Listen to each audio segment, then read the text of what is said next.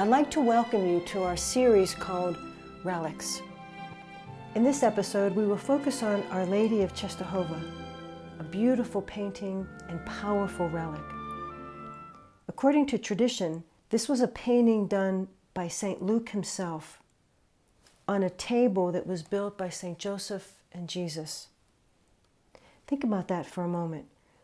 According to tradition, we're told that St. Luke himself, who was a painter, painted this image of our Blessed Mother. The wood that was used was thought to be a tabletop that was built by St. Joseph and Jesus himself. Without a frame, the painting is approximately 19 inches high and about 13 inches wide, and almost a half an inch in thickness. When we look at the icon, the Virgin Mary is one who shows the way. Mary is always guiding us to her Son, Jesus.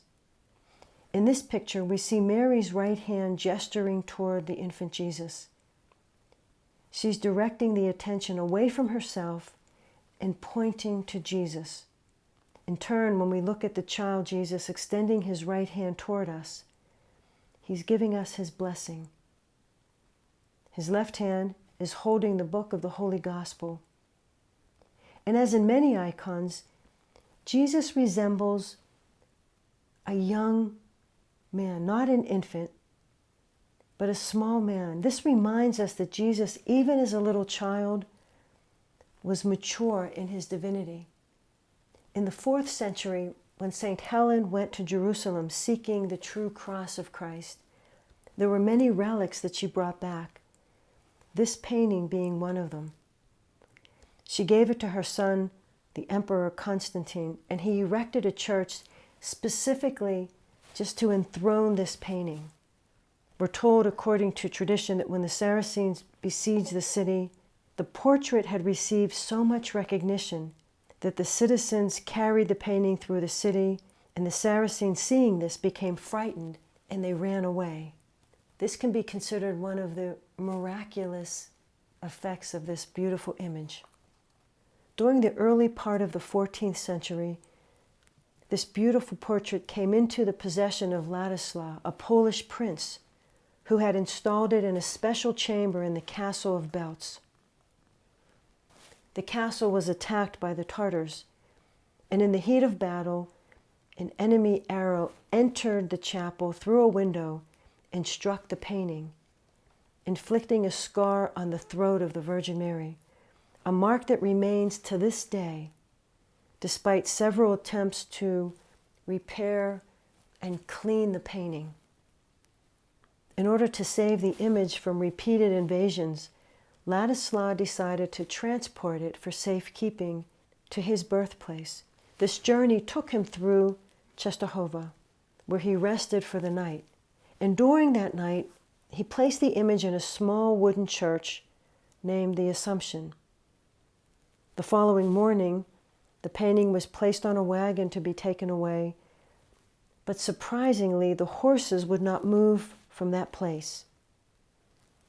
And in a dream that night, the prince recalled a special revelation that he should permanently place the portrait on the bright hill called Yasna Gora. He was convinced that this was the will of God, and especially since the animals wouldn't move, he decided to stay and keep the portrait in that place.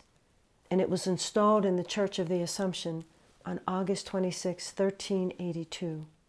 To this day, Our Lady of Czestochowa portrait is in Yasna Gora, a beautiful shrine that was erected specifically to house this painting. However, a few years after the erection of the new monastery, a group of invaders invaded the monastery in 1430. Among many articles, they took with them the image, placed it in a wagon, and proceeded only a short way when the horses refused to move. At that point, the heretics threw the portrait to the ground, where it broke into 3 pieces. And a robber drew his sword and struck the image, inflicting 2 deep gashes on the right cheek of our Blessed Mother. While preparing to inflict a 3rd wound, he fell to the ground and died. According to tradition, either he was struck by lightning or just simply collapsed and died right there on the spot. The two marks that were inflicted on the cheek of the Virgin, along with the injury to the throat, still are present to this day. Many miraculous healings have been attributed to this holy sacred painting. Hundreds of thousands of people come to visit the portrait each year. Because of the dark coloration of the face and hands, the image has been called the Black Madonna. This has nothing to do with race, but rather, through the years, many, many candles have been burned in front of this beautiful icon, and due to the smoke and soot, have caused the actual painting to turn color.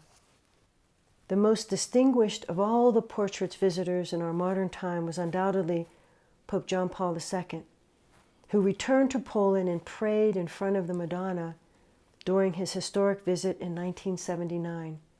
Again, when he visited Poland in 1983, he visited the image of Our Lady of Czestochowa. And so as we look at this beautiful image of our Blessed Mother, let us recognize the message that she's portraying, and that is the one who shows the way, guiding us to her Son.